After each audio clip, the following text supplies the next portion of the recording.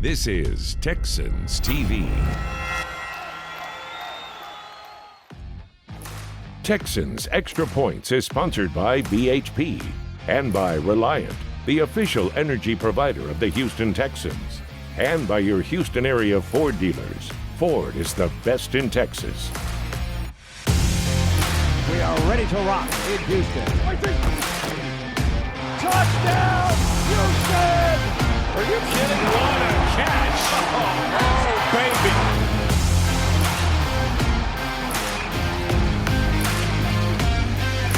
Texans Extra Points is right now, and we're so very happy that you're with us. My name is Drew Dougherty. I'm your host. We've got the voice of the Texans, Marc Vandermeer, with us. You ready, huh? I'm so ready. Let's go. He said let's go, so let's get going. Let's talk about some news of the week, and for that, we talk with Quick Hits. So we talk about Quick Hits.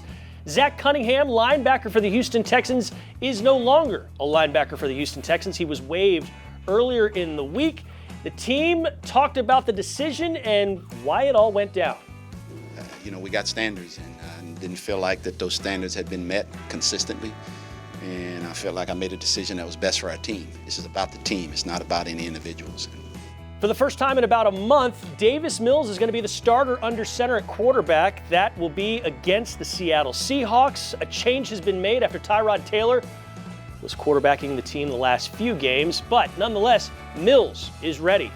Well, I felt like he gives us the best chance to win. And going forward, he'll be the quarterback. If he can do the things that he did in the New England game, I feel like we'll be fine. What must this offense do to get going, to get turned around, to get jump-started? Whichever way you want to call it, the Texans say they know what the simple solution is.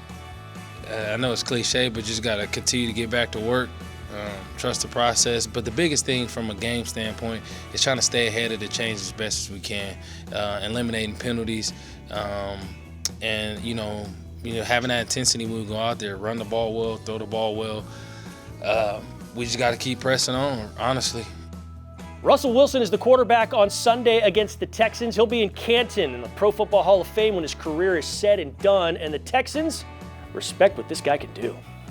He's still Russell Wilson. Don't get that. Don't forget that. As y'all seen last game, like you said, he just threw 30 passes and completed them and led them down to the game-winning drive. So, he is who he is, and at the same time, he's still a good athlete, still a good quarterback, and it doesn't change for us at all. All right, so we'll talk a little bit more about Russell Wilson later in the show and what they do on offense, but let's discuss the Texans' offense. Davis Mills back in as the starter. How does this offense look with him as opposed to how it looked with Tyrod Taylor? I think a month ago, the answers would be vastly different. I'm not so sure now, though. Well, I think neither guy looks good if he's flat on his back, right? You have to protect the passer, and each guy could benefit from a running game. We've known this for weeks and weeks and weeks, and they haven't been able to get that ground game going. I think Mills brings a deeper passing game to the table on occasion. And by deeper, I don't mean long bombs of 40, 50-plus yards. I'm talking about 15, 25-yard outs, that sort of thing. Maybe throw it over the middle. Look, he wasn't playing that well when he left the lineup. Late in the game against the Rams, he had that spark, but earlier in the game, couldn't get anything going. And again, ground game, lack of production factored into that. But I think after watching for a few weeks, I'm eager to see what Davis Mills can do now that he's back in the lineup. Yeah, and with that in mind, in union with what you talked about with that Seattle defense, you're right, they do move the ball. They don't give up too many points, and then oddly enough, they're not taking the ball away all that much. They've only got 13 takeaways, but they're very clean with it on the other side of the ball. They don't turn it over. It's sort of one of those head-scratching things, like how do they make all that work when they're not doing all those other things that typically lead to a good scoring defense as far as limiting points a lot. So with that in mind, what does Davis Mills in this offense look like against them? Well, I'd like to see more short passes as well as those intermediate range passes. But can you throw the ball to the backs a little bit more? Can you check down a little bit more? Just take the pocket change and move the sticks. You have to be able to matriculate the ball down the field. Sure. And let's see if they can do that somehow, some way. Because all too often, either quarterback going back to pass and all of a sudden overwhelmed, get rid of the football. Mills has done a good job, other than the Buffalo game, of not turning the ball over. Right. You think about it, look at his picks. 4 of them in that one rain-soaked game alone. So Tyrod's been having more difficulty hanging on to the ball. You saw it opening play of the game last week and all that. Mills won't do that sort of thing. He'll play it safe more often than not. had the intentional grounding call last week when he came into the game, but I think with a full week of practice, he should be a lot better than he was. Let's see if that's better enough to score some points. Yeah, and if you listen to Mills, if you listen to his center, Justin Britt, they both talked about how much progress he'd made, how much more confidence he had when he was in the huddle. And we heard he was pretty confident the first time he came in, back when he had to rush into the game against Cleveland. Now, I don't know that you can really tell one way or another after just a quarter and a half of work last Sunday, but at least if you listen to him and if you listen to his center, there's been some progress and there's been some boosted confidence. Look at the ratings of the defense that Mills has faced, all right? Defenses over the course of his time in the lineup, right? He doesn't have to play against that right now. We mentioned Seattle's a pretty good scoring defense, but overall, if he starts the rest of the way, Drew, when you look at the advanced analytics on these defenses, they're not as good as the ones he played before. At Arizona, even the Colts at their place, the Rams, you're not facing those kinds of teams now. You're facing a different bunch of squads here, and you should be able to move the football. Now, converting in the red zone, making those things happen, that's a different deal. But it's time, right? It's late in his rookie year. He had a chance to rest. There's no rookie wall here, mentally or physically. Go out and produce, see what you got. Yeah, no rookies anymore, that's for sure. All right, we're going to get into some other stuff here in a little bit, but right now we got to get into a guy who's a bit of a surprise to everyone but himself. Kamu Grugier-Hill, he was mainly a special team standout before he came to Houston. He's been awesome this season. And John Harris is taking a look at one of his signature plays in the Telestrator. Welcome to Texas Telestrator, presented by BMW. I'm your host, John Harris. And there's an old saying, you'd rather be lucky than good. Well, the Texans, in their sack against the Indianapolis Colts, were a little bit lucky, but they were also very, very good. So let's go to our Surface presented by Microsoft, and I'll show you how a great play by the Texans could have been a tremendous play by the Colts, and that's where the lucky part comes in. But that's okay, because they got the sack, so let's take a look right here. Now, the Colts come out in empty. Carson Wentz right back here, all alone. They're in 11 personnel, one back, Nyheim Hines right here, and one tight end, Kylan Granson, who's right here. Granson's kind of like a wide receiver, so it's almost 10 personnel. But either way, it's 3rd and 8. They're probably going to throw this thing. Great design blitz here. The Texans are going to play cover 1. Okay? So cover 1 is one safety, in this case Justin Reed, and he is going to play over top of everything. Cover 1 is called man free. So all these guys right here are going to play man-to-man. We're going to lock up right here on Terrence on the outside with Pittman. You got Eric Murray on T.Y. Hilton. You got Desmond right here. I think that's Pascal. So they're going to play man-to-man. And then Granson is going to get picked up by one of the linebackers. And you'd assume the Nyheim Hines would be picked up by somebody, either Jacob Martin peeling off or a linebacker peeling off. And that's where the lucky part comes in. So we'll get to that in a second. But it's pretty good coverage on the back end. So let's take a look at the coverage. They're going to lock things up pretty well. I mean, not much there, not much there. Pittman runs an out and up. Terrence gets back in phase.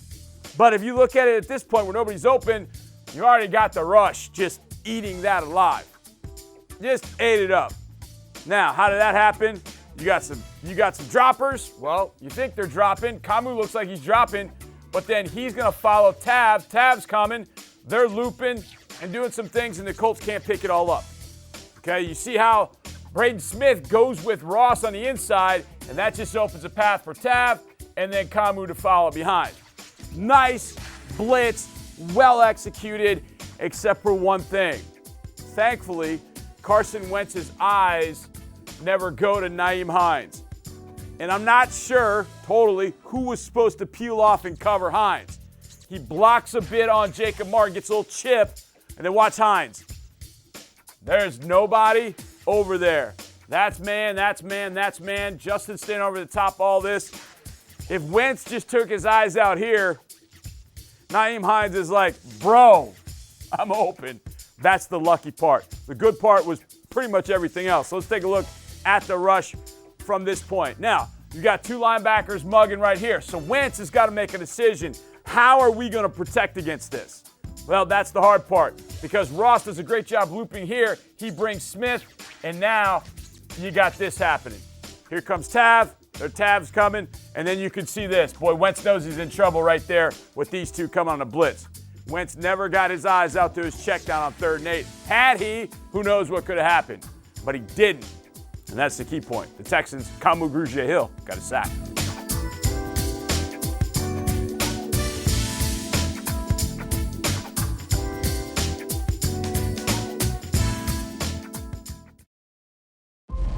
Kamu Grugier-Hill might be the defensive MVP of this team this year with the way that he has played. Yes, sir! You know it's party time! And he's in trouble. He's sacked. Kamu Grugier-Hill gets him back at the 16-yard line. He's got time. He throws. It's picked off. Grugier-Hill, right side run. The Texans have a 1st and goal after the pick by Kamu Grugier-Hill. Here comes pressure, and Wentz is going to go down. He's sacked. Grugier-Hill gets there first. There's no being allowed.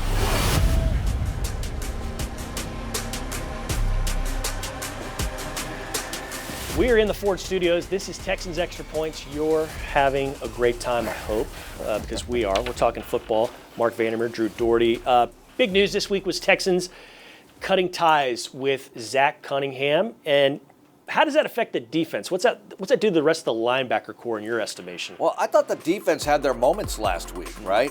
It was a familiar song. He wasn't on the field. Yeah, he wasn't on the field, and I thought with Kirksey back in the lineup, because if you didn't have Kirksey or Cunningham, that's a bit of a problem for you collectively, right? But with no Zach, we've seen it before this season, and we've seen them able to make plays, but you can't have that theme play out where offense 3 and out, 3 and out, 3 and out, or worse, turnover, and the defense is under such stress that after a while it sort of gives out the second half. Right. You got to be able to score points, at least enough points, keep things close.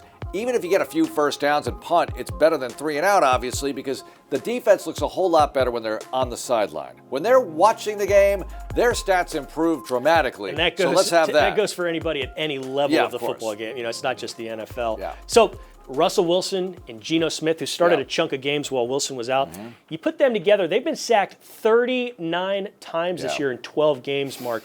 So you, in theory, can get after the quarterback if you're playing Seattle. What does this Texans front seven have to do to make that a reality? Well, Seattle hasn't been able to run it well. Chris Carson, their running back, has been out for a while, and he's not coming back. So that's a big problem for their ground attack, and they have guys like Alex Collins helping out, but it's not the same, right? And Russell can run the football. He's the 4th leading rusher at quarterback in the history of the league. Yeah, last time he was here, 2013, he had that Fran Tarkenton, Doug Flutie, Michael Vick drive when they got it downfield to pull within 7. We all know what happened from there. I'm not going to go over it. The Richard Sherman pick six, etc. But, Drew, I think Wilson is one of the most disrespected quarterbacks out there.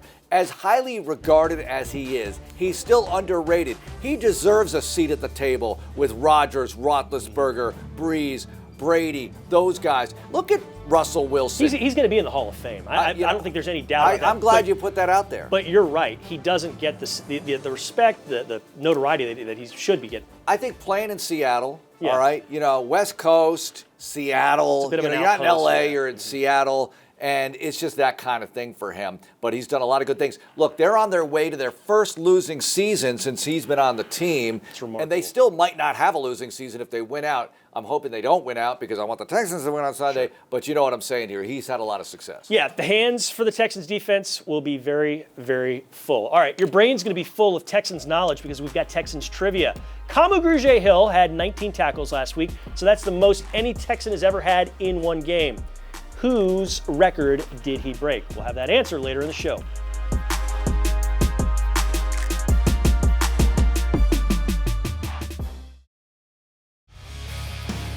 Wilson gets the snap. He's in trouble. Throws. That is intercepted. Houston has it at the 42-yard line. Jonathan Joseph, the Pro Bowler, with the pick. What a play. Just what the doctor ordered.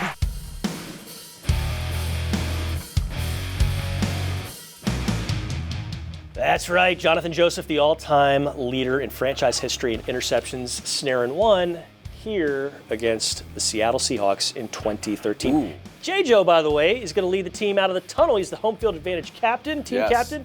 We love seeing number 24, so it's going to be fun. Suit up. Yes. He could play. He could give you a down or two. Yeah. Well, he played last year for the Cardinals and a little bit for the Titans before that, right? So he was banged up. I talked to him about this. I mean, I think he could give you a few snaps, Absolutely. but you're not going to go there, I guess. He's doing well, but we're happy to have him back in the building. All right, this Seattle offense has a pair of dangerous dudes at wide receiver for Russell Wilson. Lockett and Metcalf, holy moly. How do the Texans match up with these guys, and what do they do to slow them down? Lockett was somebody that I was kind of hoping the Texans would draft back they in wanted the day. to, yeah. And Metcalf, he put on that show on at the combine of the bench press right in front of our broadcast area when we were there in Indy in February. And look, they're extremely dangerous. And we mentioned Wilson's ability to scramble around and make plays, and he's never out of a game and all that. Yeah, this is a tall order. But you can help yourself, like we said, by playing some good offense and holding on to the ball. You lost the time of possession battle so badly last week. Yeah. If you're able to, it's crippling. Yeah, if you're able to get it at least even, you got a good shot to get some takeaways here and maybe make some things happen that way. And by good shot, I mean this Texans defense has something special about that. I wouldn't call it a superpower, all right, because there you are at 2-10. But it's one of their characteristics. They get the ball out. And I think it's one of the, if I had to put a little check mark on certain things this season, that's one thing they set out to do that they've accomplished. Get the ball out, especially after what happened last year to this franchise. So I like seeing that. Yeah, it's like you said earlier. You're not throwing a parade on Richmond, but it's absolutely an improvement over what you saw in 2020. Okay, hey, on the flip side for Seattle, Bobby Wagner's a guy that's not talked about enough either. He's doing great things for them. And that Seattle defense needs him because Jamal Adams, their safety, who they paid a lot in draft capital for, is out for the season now. Yeah, and Wagner's the league's leading tackler right now, and he's getting older, right? So as linebackers get older, what do? They get smarter if they're going to stay around and make plays and maintain that kind of prowess, leading the league in tackles. So Seattle people have told me, Drew, that it's not like Ray Lewis late in his career. It's not exactly there yet.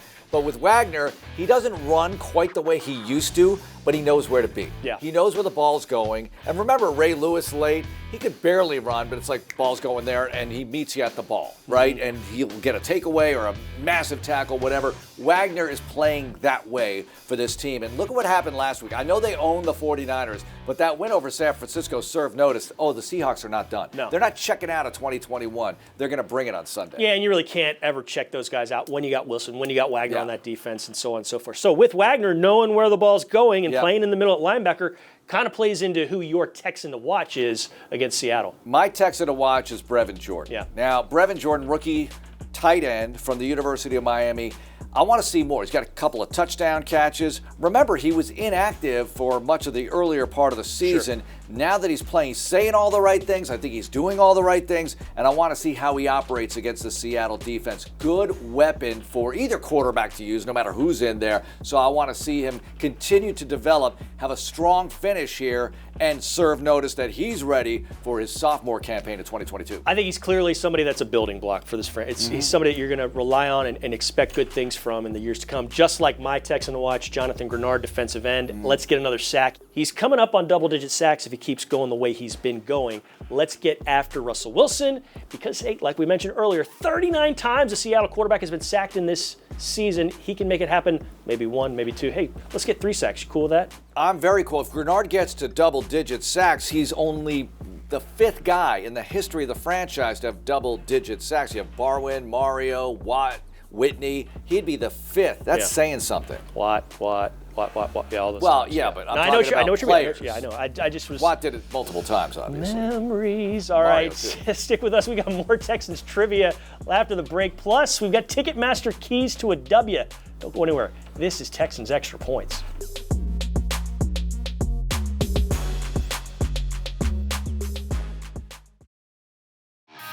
Texans Extra Points has been sponsored by BHP, by Reliant, the official energy provider of the Houston Texans, and by Cigna, together all the way.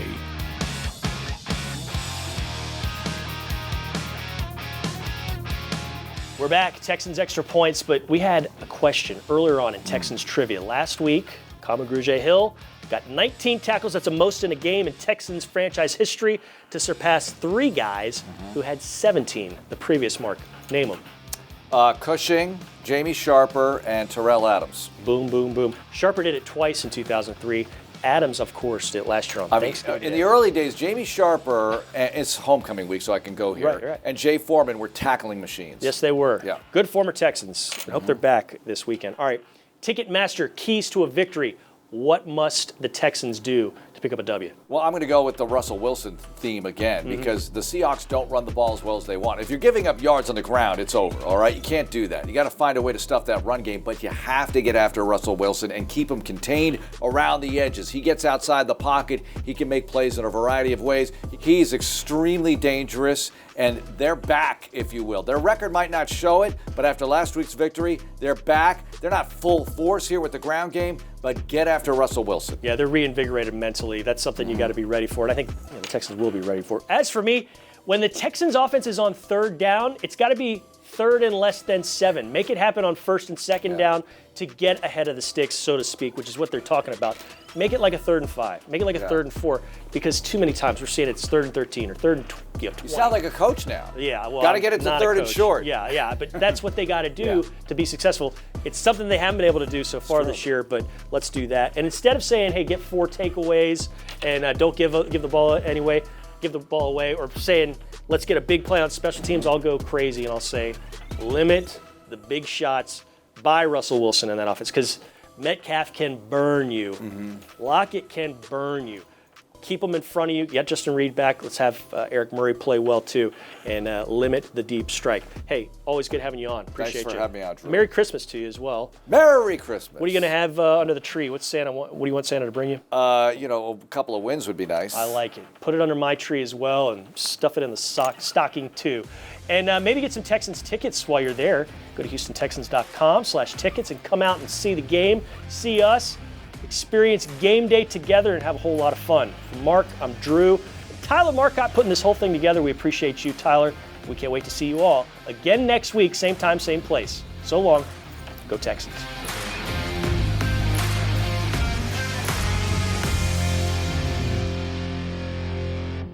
Thanks for watching. Subscribe to our channel and ring the bell to know when we post new content.